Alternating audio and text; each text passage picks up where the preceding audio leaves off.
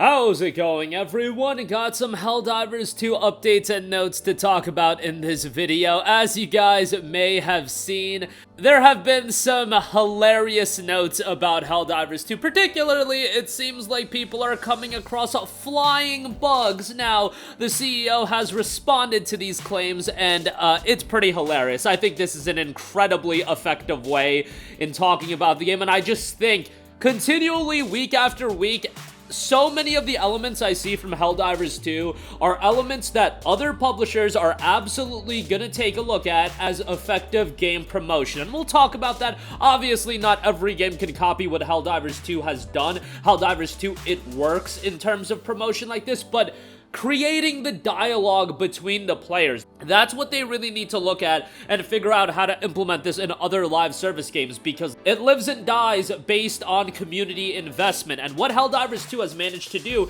is create effective community investment that has been lasting as far as being, what, 5-6 weeks into release. We got a long road ahead for Helldivers 2, but there's a lot of excitement around the game. On top of that, we have the cutting edge war bond coming out. There's an in-depth article on the PlayStation blog as well, where Arrowhead talks a little bit about the development of the game and how they came to what Helldivers 2 is currently. So we'll talk about that as well. A lot to go over, so we'll get to all of that. Right off the top, I do want to note the Cutting Edge War Bond will be released tomorrow. So if you don't have your super credits ready, whether or not you want to, spend money on the game, whether or not you want to do whatever it takes, to get your super credits, that War Bond will be out tomorrow, and with a lot of lightning-infused weapons, so that'll be exciting to see. But as making the rounds on social media, looks like people are coming across flying bugs in certain missions.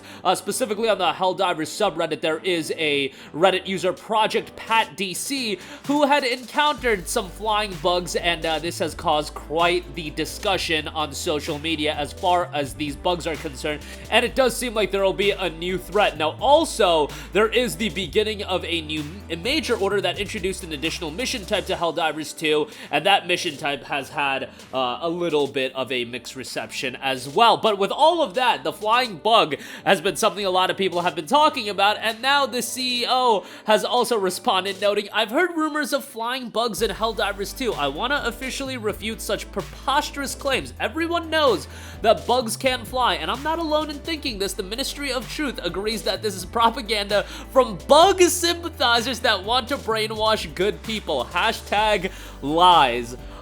Just to give you guys an idea, this was tweeted out yesterday around 3 p.m. Eastern time. Currently has 1.3 million views on Twitter. Now, Twitter views are kind of memes, but the fact is that this tweet has garnered quite the reaction, and once again has kind of poured gasoline into the discussion of the game, which is exactly what you want, just off a simple tweet, just off something so simple in terms of implementing something stealthily into the game that they didn't talk about. Let the players find it for themselves, and now you just invite all of this discussion and dialogue, and with the CEO pushing back in a tongue-in-cheek way, it's all humor, which works with what Helldivers 2 is. It is literally just free dialogue and free promotion being created for the game. This is stuff that, again, a lot of publishers and developers of live service games, you can't just copy it one-to-one. You need to do it in a way that works for what the essence of the game is. And what have I talked about when we talk about other live service games flopping? That is because the core essence of studios, of game developers, are being altered to fit the live service model rather than the model working in favor of the studio and adapting to what the studio is. Arrowhead, at its core, has always been this. They just took live service, parlayed into what they've always been, and are utilizing it in an effective way, and it has popped off. This isn't gonna happen for every game, even if they follow the Arrowhead model. Look, some games are gonna pop off, some games aren't, but what I can say is Arrowhead is doing so many things right. If we just look past at from the standpoint of, oh, they're very open with the community, they're very transparent, and that dialogue to the community is always back and forth, and that's something that every publisher and developer, I feel like, can easily adopt. However, beyond that, they're doing things where they are strategically inviting conversation and dialogue between the players in a fun way that also It takes advantage of what the essence of Helldivers is. The essence of Helldivers is chaos, is insanity, is finding wild new things. And this was just implemented in a sly way where there wasn't this big bevy of patch notes being like, ah, here you go, this is what's coming. No, instead, there's all this discussion happening, and it's literally just free advertisement. You thinking if somebody who hasn't played Helldivers 2 and watches their friends playing this game talk about it on social media and this is what's going on about the game, obviously that'll pique their interest a little bit, and I feel like Arrowhead has just done a phenomenal job of just utilizing social media discussion to their benefit. Prior to the release of Helldivers 2, I was very critical about Sony and PlayStation's promotion of the game, but I was always of the mindset that if this was a game that when it came out can really pop off on a social media standpoint because it was the type of game that streamers were gonna play, that word of mouth could potentially be strong for. I never had any delusions of grandeur in terms of how strong that social media discussion could be, but it was strong, and now Arrowhead has capitalized on that discussion and has done a good job with stuff like this, and ultimately, hopefully, they can continue to think of outside-the-box ways to invite that discussion, invite that dialogue in a fun way,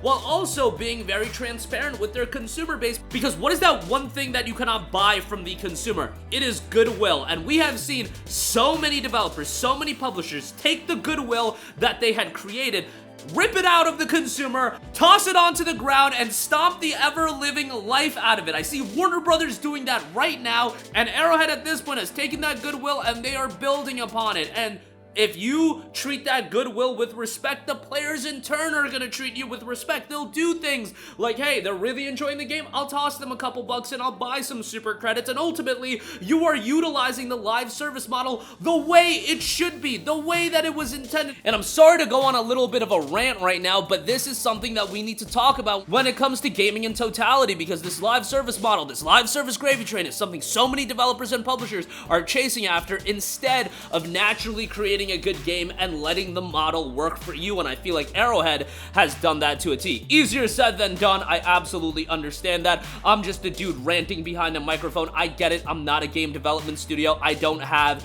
you know, higher-ups to answer to. I know Rocksteady probably was told, yo, you gotta make a game that's monetizable for years and years, and I'm sure David Zaslav is gonna have a field day with all of the upcoming WB properties and the upcoming WB titles. I get it that there's other factors in play, but when I see a Arrowhead and what they've done, it's just like, man, it would be nice if more developers could go this route and publishers could go this route instead of the wild, hey, let's throw crap at the wall and hope something sticks. But yeah, that's my 2 cents with that. And again, back to the root of it, everything. A very effective way in promoting the game and encouraging that discussion among players. I do also want to note a couple quick things before we wrap up the video. Helldivers 2 did win the Player's Choice Award for the month of February, as noted on the PlayStation Europe Twitter account. Helldivers 2 protects democracy while claiming victory in the Player's Choice polls. This is a poll for every month's game releases, and February was topped by Helldivers 2, so that is pretty cool to see as well. And there's an in-depth article that I highly recommend you to check out if you do want some background into the development of Helldivers 2 and how Arrowhead turned the twin-stick shooter original. Remember, Helldivers 1 was a game that a lot of you guys didn't check out, but it was a very different in terms of its gameplay style. Helldivers 2 is a bigger budget third-person shooter, but Helldivers 1 had a lot of that charm and that essence. I'll talk essence over and over again, because even through Helldivers 2's development, the essence of Arrowhead was never lost within the development of that game, so I do recommend you to check out that article as well. And at this point, most of you guys have bought the game. If you're an XP member over at Green Man Gaming, you can check the game out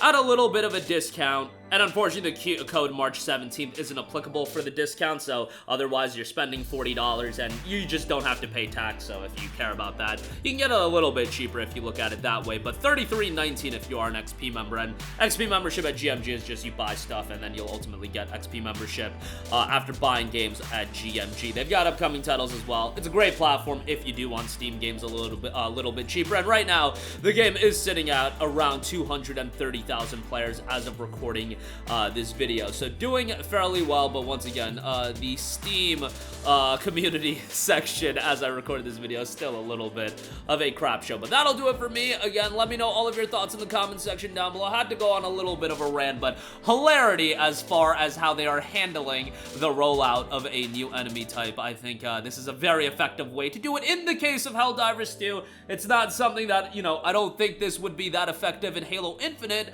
or other games, but in the case of Helldivers 2, they're doing it in a way that really does resonate with the audience right now and builds off the charm that the game naturally has. But again, that'll do it for me. Your thoughts down below. As always, sound off there. Thank you for watching, and goodbye.